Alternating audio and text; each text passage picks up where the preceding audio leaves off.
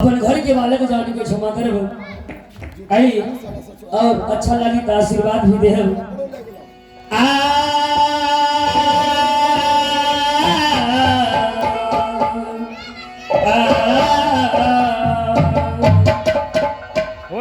तो सरस्वती ने सर दिए,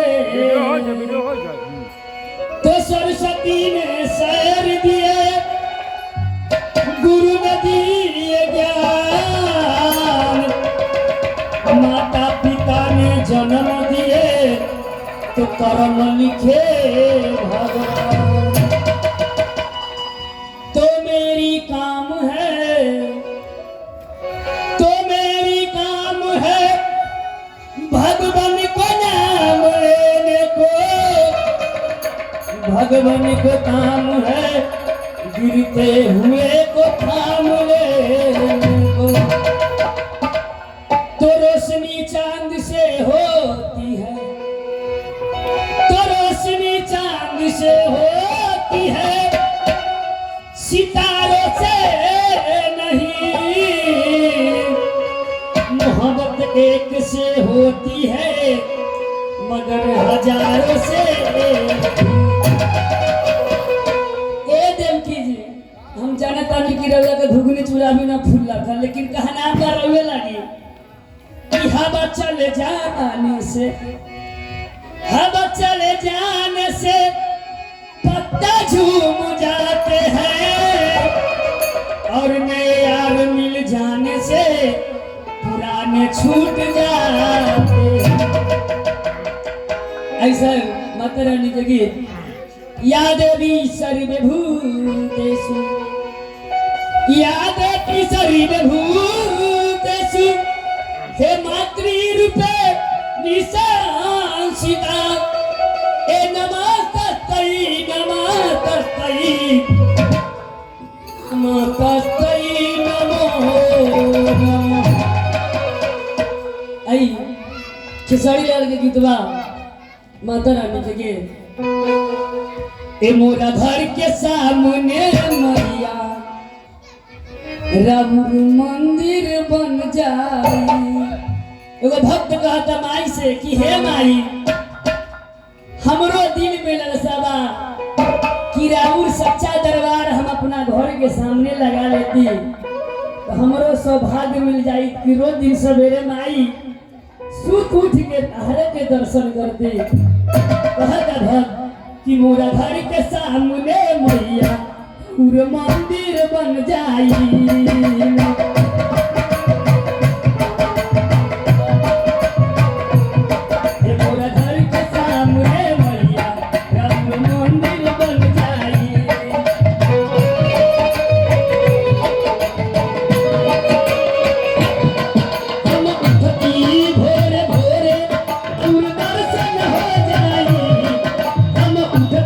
भोरे भोरे राउर दर्शन हो जाई, मोरा घर के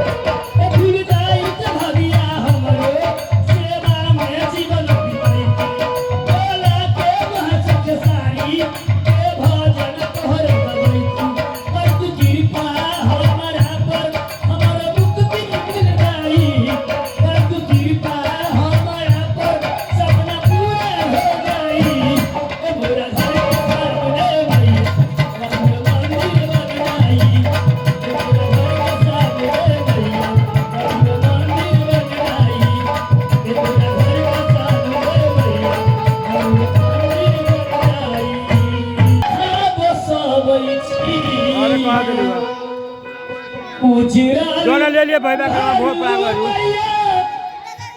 आहा बस हमारा किए मैया घर से भगवी छी हमारा किए मैया घर से भगवी छी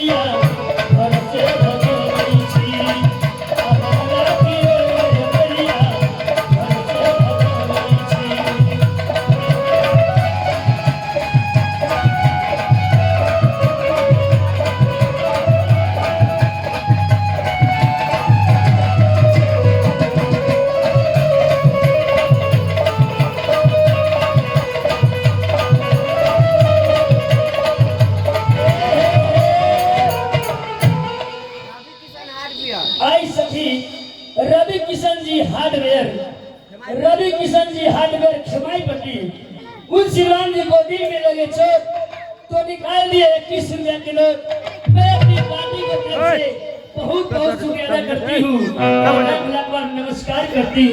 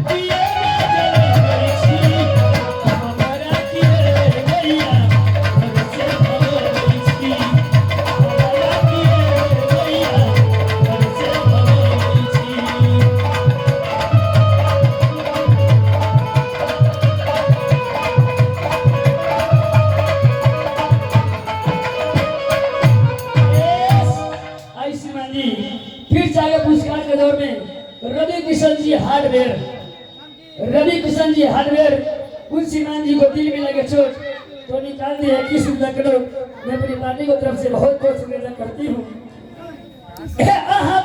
छोरू माँ